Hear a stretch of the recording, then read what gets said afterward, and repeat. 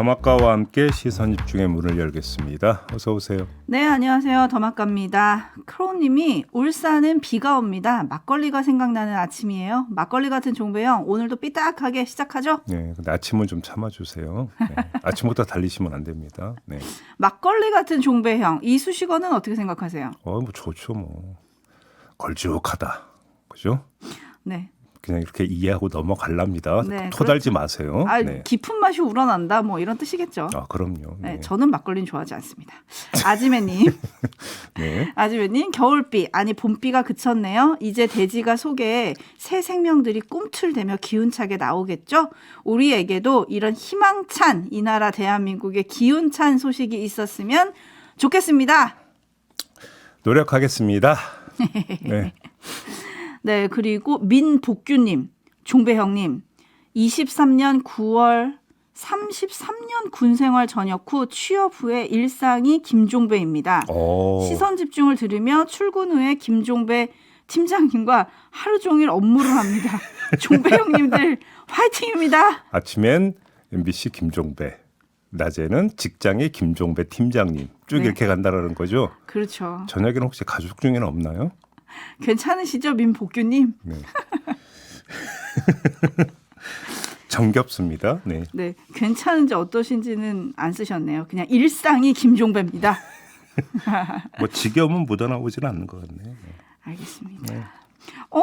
그리고 콩나물님 9년 만에 드디어 귀국합니다. 오. 아이들의 첫 한국에서의 등교 감동이었어요. 저는 4월에 투표할 일이 감동입니다. 9년간 어디 갔다 오신 거예요?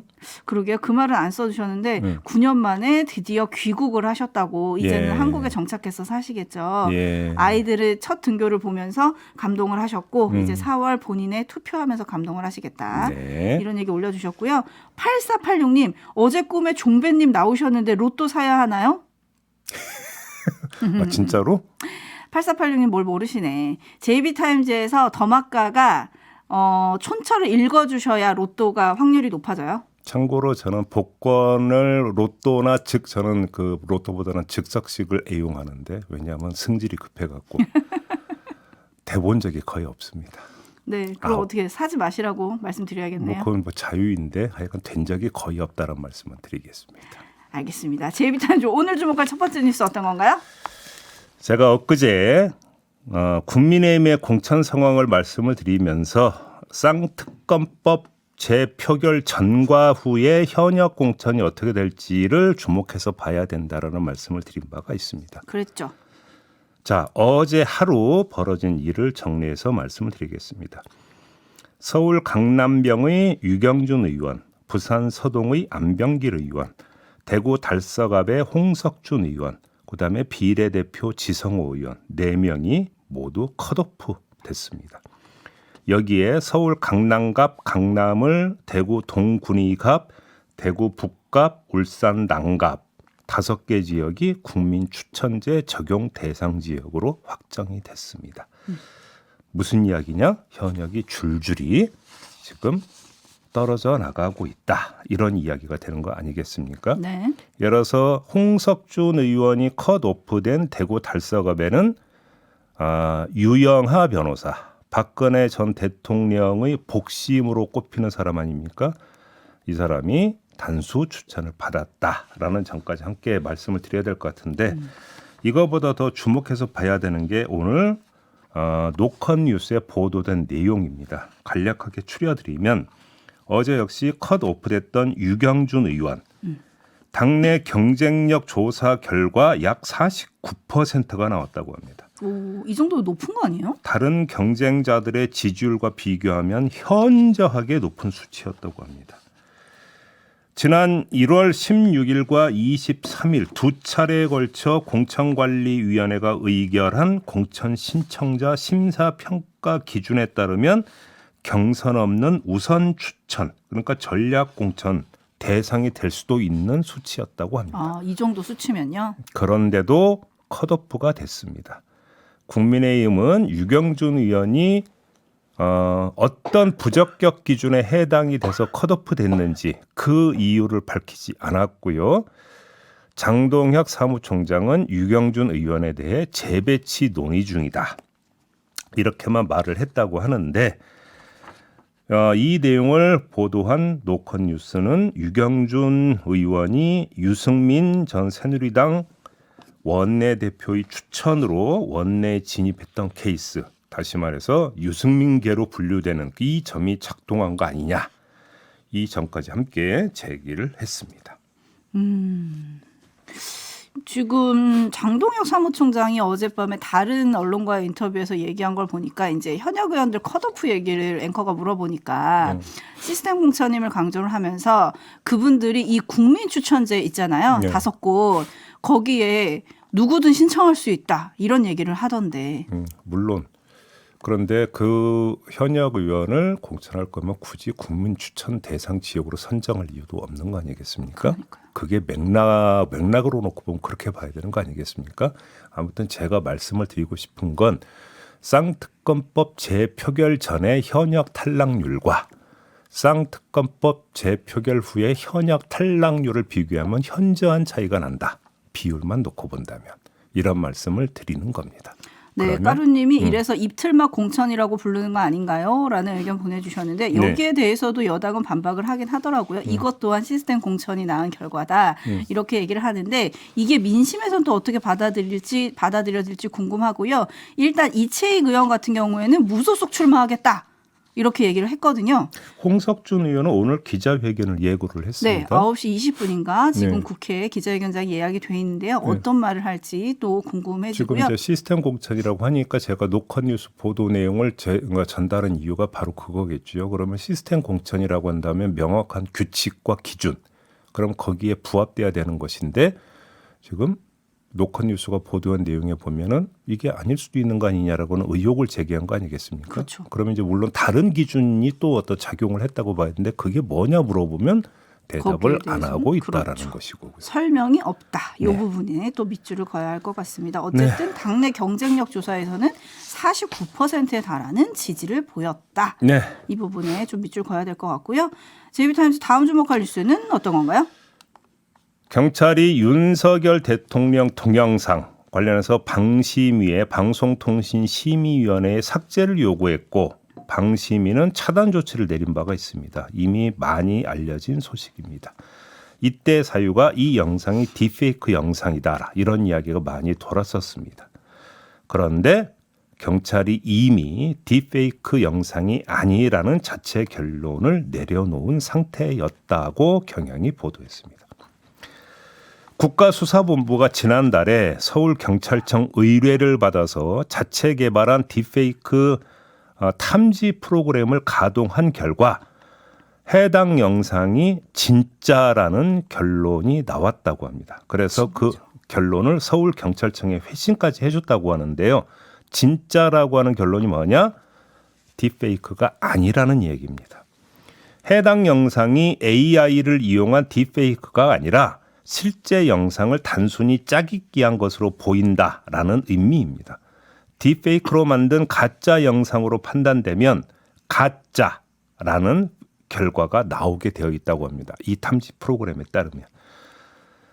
이 탐지 프로그램은 한국인 이미지를 학습시켜서 개발한 것으로 5 내지 10분 안에 80%의 탐지율을 보인다고 하는데, 자, 결과가 이렇게 나왔는데도 경찰 관계자는 지난달 26일 뭐라고 말을 했냐면 공직선거법 82조 8항에 선거운동을 위해 인공지능을 이용해 실제와 구분하기 어려운 딥페이크 영상 등이라고 표현돼 있다라면서 해당 조항 위반 가능성을 검토할 수 있음을 시사한 바가 있습니다. 그래서 그때 보도가 이 영상이 딥페이크 영상 아니냐라고 하는 보도가 쏟아졌던 거였는데, 이미 경찰 관계자가 이 이야기를 할 때 국가수사본부의 탐지 프로그램 가동 결과 진짜라는 결론이 나와 있었다라는 겁니다. 딥페이크가 아닌데 딥페이크라고 한 건지 이거 좀 약간 헷갈리는데요. 그래서 경찰은 뭐래요? 해명을 보면 이렇게 됩니다. 경찰에서 그 영상을 딥페이크라고 얘기한 적은 단 한 번도 없다. 당시에 기사가 다 윤석열 대통령 딥페이크 이렇게 나왔던 거 그러니까 같은데. 그게 지난달 26일 조지호 서울경찰청장 기자간담회에 배석한 경찰 관계자가 했다는 그 말에 기초를 하고 있는 건데 그때 그 경찰 관계자의 발언은 공직선거법상 딥페이크 등에 대한 선거운동을 설명하는 과정에서 나온 발언이고 공직선거법 위반에 해당되는지 아닌지 검토할 수 있다는 취지였다. 그러니까 딥페이크가 아니라 딥페이크 등에 대한 등 한 글자가 중요했다. 이런 지금 취지로 해명을 한 건데요. 탐지 프로그램 가동에 대해선 당시 테스트 중이라고 해서 이런 게 있으니까 한번 테스트 그러니까 재료로 써보라라고 그냥 줬던 것이다. 이런 해명까지 함께 덧붙였거든요. 그러면 한번 이렇게 반문할 수 있잖아요. 이미 딥페이크가 아니라는 결론이 나온 상태였으면 굳이 딥페이크 등을 언급할 이유도 없었던 거 아닙니까? 근데 왜 딥페이크 등을 언급합니까? 이 사실 하나만으로도 경찰의 해명이 뭔가 앞뒤가 안 맞는다, 억지에 가깝다라고 판단할 수 있는 거 아니겠습니까? 네. 한 말씀만 더 드리겠는데요. 과잉 충성은 합리의 영역을 벗어나는 행동이기 때문에 사후에라도 논리적으로 설명하는 게 불가능하다라는 걸 보여주고 있는 사례다. 이렇게 그냥 정리하도록 하겠습니다. 네, 기사를 보니까 국수본이 해당 영상이 딥페이크가 맞냐는 논란이 계속되니까 서울청에 왜 자꾸 딥페이크로 알려지느냐라면서 또 확인을 요청했다 이런 얘기도 있더라고요. 근데 애초부터 이거를 풍자로 볼 거냐 딥페이크로 봐야 되냐 또 논란이 있었잖아요. 저희도 이 시간에 이 얘기를 했던 것 같은데 네. 촌철님들 이런 반응 보내주고 계십니다. 황소뭉치님, 황소뭉치님 이것도 등이 문제군요. 앞으로 입법할 때 등 요거 한 글자는 좀 빼면 어떨까요? 그 등 때문에 사달이 난 게 한두 번이 아닙니다. 여러 네. 번 있는 걸로 저도 기억을 하고 있는데 그러니까요. 아무튼 경찰도 등 한 글자에 의지하고 있는 거고요. 네, 그리고 이재형님 이 영상은 딱 보면 모른다는 게 신기반기합니다라고 해주셨고 코미디님은 저는 방심위가 제일 문제인 것 같아요. 딥페이크 아닌데. 그러면 방심의 차단 조치는 어떻게 되는 겁니까? 그러니까요. 이것도 한번 점검을 해봐야 될 것 같습니다. 네, 제이비타임즈 다음 주목할 뉴스는 어떤 건가요? 한국과 미국이 어제 제12차 방위비 분담금 특별협정 협상 대표를 공개했습니다. 한국 측 대표는 이태우 전 주 시드니 총영사를, 미국 측 대표는 미 국무부 정치군사국의 린다 스페크 안보협정 수석 보좌관을 임명을 했습니다. 대표를 공개했다라는 것은 무슨 뜻이냐? 협상 개시를 선언한 것이다. 이런 이야기가 됩니다. 그런데 이 협상 개시가 예정보다 1년 앞당겨진 거라고 합니다. 현재 적용 중인 제11차 이 특별협정은 내년 말에 만료가 되거든요. 그러니까 뭐 협상 들어간다 하더라도 내년 초에 들어가도 되는데 1년 앞당겨서 협상을 개시했다라는 거고 1년 앞당겨서 협상을 개시한 이유가 뭐겠습니까? 바로 트럼프 전 대통령 때문이다. 그렇죠. 이런 얘기인 거죠. 트럼프는 그 대통령으로 재임하고 있을 때 우리에게 분담금을 5배 늘려 50억 달러 내놔라 이렇게 요구한 적이 있었고요. 네. 최근에 나토 회원국들의 국내 총생산 그러니까 GDP의 2%까지 국방비를 늘리지 않으면 러시아로부터 방어하지 않겠다고 으름장을 놓아서 국제적 논쟁을 삼박고 있었습니다. 그러니까 이런 트럼프가 다시 대통령이 되면 어떻게 나올지 불을 보듯 뻔하기 때문에 서둘러서 협상을 당겨서 일찍 시작을 했다. 이렇게 봐야 되는 거 아니겠습니까? 근데 여기에 미국이 응해줬다는 건 또 왜 그런 거예요? 그러니까 지금은 바이든 행정부거든요. 그러니까요. 자, 이렇게 놓고 본다면 우리 정부의 접근법은 지극히 현실적인 것이다. 국익을 고려한 접근법이다. 이렇게 평가를 해도 될 것 같습니다. 잘했다고 봅니다. 다만 노파심에 한 말씀만 더 드리면 바이든 행정부도 역시 미국 행정부이기는 마찬가지입니다. 정도의 차이가 있을 뿐 아니겠습니까? 자, 갑과 을이 여기서 분명히 난인되게 되는 거예요. 급한 건 우리라는 겁니다. 네. 그렇죠? 그러면 바이든 행정부도 트럼프는 너무 심하다라고 생각을 할지언정 그렇다고 우리 너희 그 대폭 양보해서 봐줄게 이렇게 접근하겠느냐라는 겁니다. 그러면 우리의 어떤 급한 사정을 타고 조금이라도 더 받아내려고 할 가능성은 배제할 수 없는 거 아니겠습니까? 이 점까지 좀 유의를 해서 협상을 해 주셨으면 좋겠다. 여기까지만 말씀을 드리도록 하겠습니다. 네, 밥김님이 트럼프가 당선된다는 반증인가요? 라고 해주셨고 담배가게 순구미님은 이거 근데 트럼프가 다시 하자고 하면 어떻게 돼요? 라고 물어주셨네요. 협정을 해서 사인을 하면 그걸로 땡입니다. 그리고 이제 중요한 거는 그래서 12차 그 협상에서 협정을 만약에 체결을 하면 협정 유효 기간을 한 6년 정도.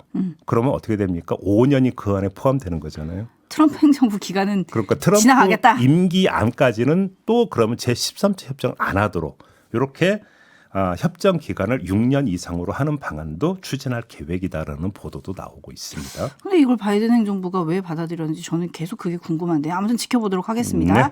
JB타임즈 다음 주목할 뉴스는요. 오디오로 먼저 만나보시죠. 의대를 둔 전국 40개 대학이 정부에 신청한 의대 증원 규모는 3,401명으로 최종 집계됐습니다. 지난해 수요조사에서 올해 증원이 가능하다고 답했던 최대치 2,847명을 훌쩍 넘겼습니다. 증원 요구는 특히 비수도권 대학에서 쏟아졌습니다. 비수도권의 27개 대학은 기존 정원보다 2.2배 많은 2,471명을 늘려달라고 요구했습니다. 지역 의료 및 필수 의료 강화에 대한 지역의 강력한 희망을 표시한 것으로 풀이됩니다. 수도권 의대 13곳에선 모두 930명을 늘리겠다고 신청했습니다. 수용할 수 있는 인원들을 좀 추산을 해서 증원을 신청할 수 있을 때가 거의 많지 않잖아요. 정부는 비수도권 의대, 또 정원이 50명 미만인 미니 의대를 중심으로 정원을 배분하겠다고 밝혔습니다. 정부는 의료계를 포함시킨 별도 위원회에서 논의를 거쳐 정원을 배분하기로 했습니다. 교육부는 대학들의 신청 인원과 무관하게 최종 증원 규모는 2,000명이라고 못 박았습니다. 네, 이렇게 되자 의협 비대위가 입장을 내놨는데요. 의학 교육을 직접 담당하는 의대 교수들의 분노와 절규가 담긴 반대에도 각 대학 본부는 3,401명이라는 터무니없는 규모의 의대 정원 증원안을 정부에 제출하는 만행을 저질렀다. 이렇게 비판하는 내용이었습니다. 네. 그리고 의협비대위 이런 주장이 단순히 엄포가 아닌 게 벌써 의대 교수들의 움직임이 나타나고 있다라는 점, 이걸 주목을 해야 될 것 같은데 네. 강원대 의대 교수 둘은 지난주 진행한 교수회의에서 77%가 의대 증원 신청을 거부한다는 의견을 표명했지만 이를 전혀 반영하지 않았다면서 삭발을 단행했고요.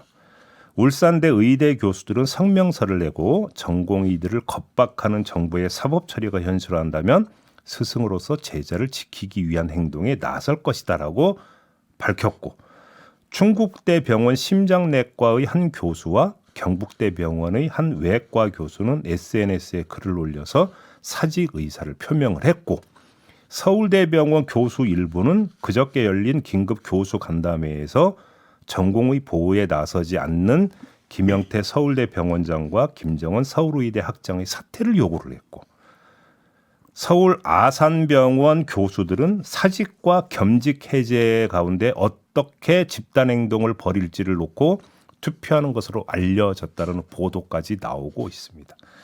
줄줄이 지금 제가 사례를 열거를 했는데요. 뭐냐면 의대 교수들까지 지금 행동에 나설 조짐을 보이고 있거나 채비를 하고 있거나 이미 나서고 있다라는 겁니다. 정리하면, 자, 증원 신청 받았어요. 그 이후 정부가 증원 규모를 확정을 해서 각 대학에 배정해서 통보를 하면 전공의들의 반발은 더 커질 가능성이 높습니다. 그에 따라 의대 교수들의 집단 행동 가능성도 더불어 커질 거라는 겁니다. 이렇게 되면 대형 병원은 말 그대로 진료 공백 상태로 빠져들어가고 환자들의 피해만 늘어난다. 이런 이야기로 연결이 되는 거 아니겠습니까? 네. 어제 이미 한 병원 같은 경우는 지금 무급휴가 그 신청서를 받는다고 하잖아요. 네. 이거를 지금 어떻게 풀어야 되냐 조금 막막한 것 같은데 정부가 의료 공백을 메우는 방법 중에 하나로 해외 의대 졸업자의 국내 의사 면허 취득 완화를 검토하고 있다. 이런 보도가 나왔더라고요. 이런 게 방안이 되나요? 아니 지금 일단 발등에 떨어진 물은 당장의 진료 공백 사태잖아요. 네. 지금 더마카가 전해주신 내용은 이것에 대한 어떤 해결책이 될 수가 없잖아요. 그렇죠. 문제는 여기서 조금이라도 어떤 이견을 좁혀가는 움직임이 나타나지를 않고 있다라는 거고 오히려 평행선을 넘어서 간극이 더 커지고 있다는 게 지금 문제 아니겠습니까? 그냥 강경 일변도로 가가지고 그러면 굴복을 지금 요구하는 이런 상황에 와 있는데 그럴 조짐이 의료계에서는 전혀 보이지 않고 있다라는 겁니다. 어떻게 할 거냐라는 겁니다. 그러니까요. 어떻게 할 거냐. 5696님이 이 정도면 정부가 언제까지 버티기로만 일관할 수는 없을 것 같은데요. 장기화되면 국민들의 비판도 늘어나지 않을까요? 라는 우려 보내주셨네요. 일단 여기서 마무리해야 될 것 같습니다. 담화가 수고하셨어요. 고맙습니다.